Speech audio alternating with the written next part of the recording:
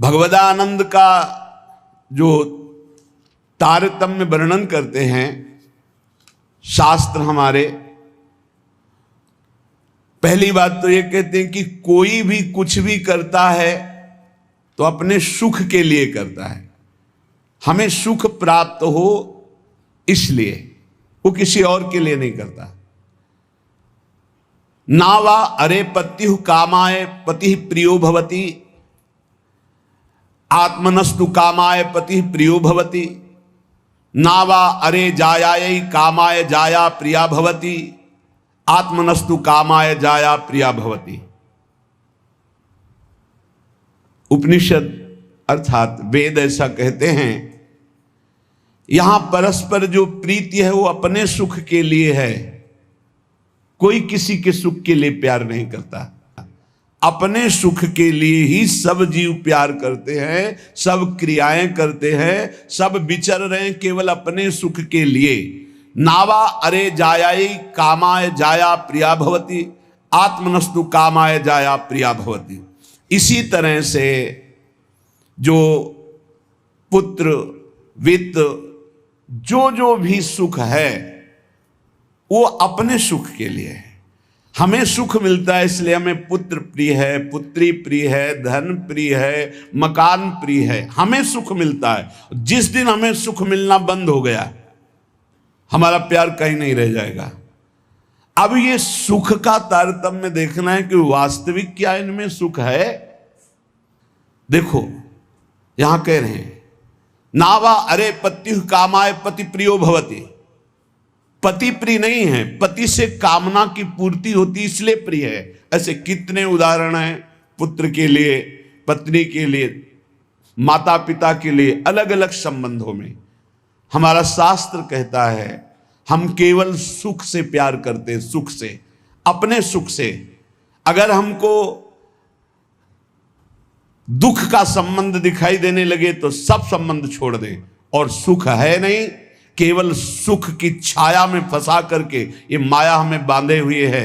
जिसे तुम सुख समझते हो ये सुख नहीं, सुख की छाया है, समझ पड़ती नहीं, ये गिरधर की माया है। जैसे किसी व्यक्ति की छाया को पकड़ने चलो कभी पकड़ में नहीं आएगा, क्योंकि वो व्यक्ति की छाया है। तो ये सुख की छाया सी दिखाई देती मृत्यु लोक में या ब्रह्मा के द्वारा रचे हुए अन्य लोकों में। सुख तो सुख सिंधु भगवान के नाम रूप लीला धाम में है। इस सुख का तारतम्य वर्णन करते हुए कहते हैं कि सबसे बड़ा सुख जो आनंद सिंधु सुख राशि, सीकर तय त्रैलोक सुपासी। सीकर कहते हैं एक बूंद जैसे ऐसे मारो उसमें जो छोटे कण निकलते हैं उसे सीकर कहते हैं। आनंद समुद्र भगवान के एक बिंदु के, एक सीकर के सुख से पूरा त्रिभुवन सुपास, पूरा त्रिभुवन सुखी हो रहा है।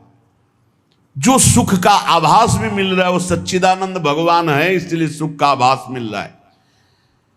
शास्त्र कहता है यदि आनंद की प्राप्ति करनी तो आनंदो ब्रह्मेति व्यजानात्, आनंदाद्धेव खल्विमानि भूतानि जायन्ते, आनंदेन जातानि जीवन्ति, आनंदम प्रयन्त्यभि संविशन्ति। वेद कहता है आनंद से ही हमारी उत्पत्ति हुई है। हम आनंद सिंधु भगवान के अंश हैं, इसलिए सहज सुख राशि, चेतन अमल सहज सुख राशि। आनंद ब्रह्म है, उसी आनंद ब्रह्म से हमारी उत्पत्ति हुई, अर्थात हम उसके अंश हैं। हमारा स्वरूप भी आनंद स्वरूप ही है और आनंद की ही हम खोज कर रहे हैं। आनंद के लिए ही हम कर्म कर रहे हैं, आनंद के लिए ही हमारा जीवन है। पर हम आनंद में प्रविष्ट होना नहीं जाने कि आनंद है कौन सा। हम समझते हैं शरीर में आनंद है, पुरुष शरीर में, स्त्री शरीर में, अमुक धन में, अमुक भोग में, अमुक क्रिया में। आज तक किसी को आनंद नहीं, ग्लानि और पश्चाताप प्राप्त हुआ। आनंदम ब्रह्मणो विद्वान न बिभेति कुतश्चन, आनंदो ब्रह्मेति वजानात्।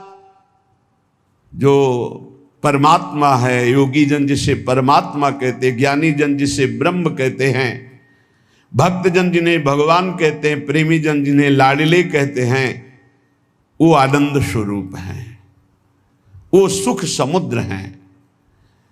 भयग्रस्त प्राणी जब तक इनकी शरण में नहीं आएगा तब तक कुछ भी कर ले वो आनंद को प्राप्त नहीं हो सकता। हमारा सब जगने से लेकर सोने तक और बाल्यावस्था से लेकर के वृद्धावस्था तक और जन्मने से लेकर मरने तक एक ही चेष्टा है कि मुझे आनंद मिल जाए, क्योंकि हम आनंद के अंश है, आनंद की खोज कर रहे हैं। यदि तत् सुकृतम रसो वैशः रसम हृवायम लब्ध्वानंदी भवतु। वो परमात्मा स्वयं रूप तत्व रूप है, पूर्ण रस स्वरूप है, और जो इस रस स्वरूप परमात्मा को जान लेता है वो ब्रह्मानंद में डूब जाता है, वो आनंदमय हो जाता है। हम आनंद की खोज कर रहे हैं भोगों में, वो वेद शास्त्र पुराण ऋषि मुनि क्या कह रहे हैं कि आनंद स्वरूप परमात्मा है, और जो उस परमात्मा रस स्वरूप परमात्मा का अनुभव कर लेता है, जान लेता है, वही आनंद को प्राप्त होता है। देखो, आनंद का तारतम्य बतलाते हुए श्रुति कहती है,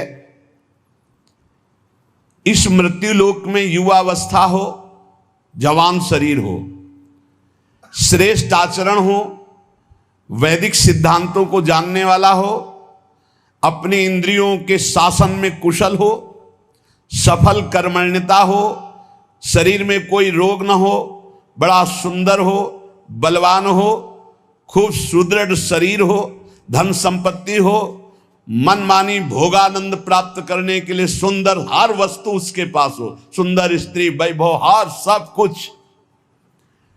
इसे कहते हैं एक मानुषानंद, मृत्यु लोक का। सुनते जाना, इसे कहते हैं मानुषानंद। और जब कोई उत्तम कर्म करता है, शुभ कर्म करता है, तो उत्तम कर्म करके वो गंधर्व योनि को प्राप्त होता है, उसको मनुष्य गंधर्व कहते हैं। इस मनुष्य गंधर्व को मानुषानंद से 100 गुना बढ़कर आनंद प्राप्त होता है। मानुषानंद समझा? वैदिक सिद्धांत को जानने वाला, युवावस्था, सुंदर शरीर, रोग रहित और अपार धन संपत्ति, सुंदरियां, सब सुख मृत्यु लोक का। कोई सुख ऐसा नहीं कि इसके पास ना हो, उसे कहते हैं मानुषानंद। उस मानुषानंद से उत्तम कर्म करके जो गंधर्व योनि को प्राप्त हुआ उसे मनुष्य गंधर्व कहते हैं। उस मानुष गंधर्व को मानुषानंद से 100 गुना बढ़कर सुख मिलता है, मानुष गंधर्व को। और उस मनुष्य गंधर्व के आनंद से 100 गुना बढ़कर के देव गंधर्व, जो देवता गंधर्व रूप में ये साधन करके गंधर्व बना, 100 गुना मानुषानंद से बढ़कर।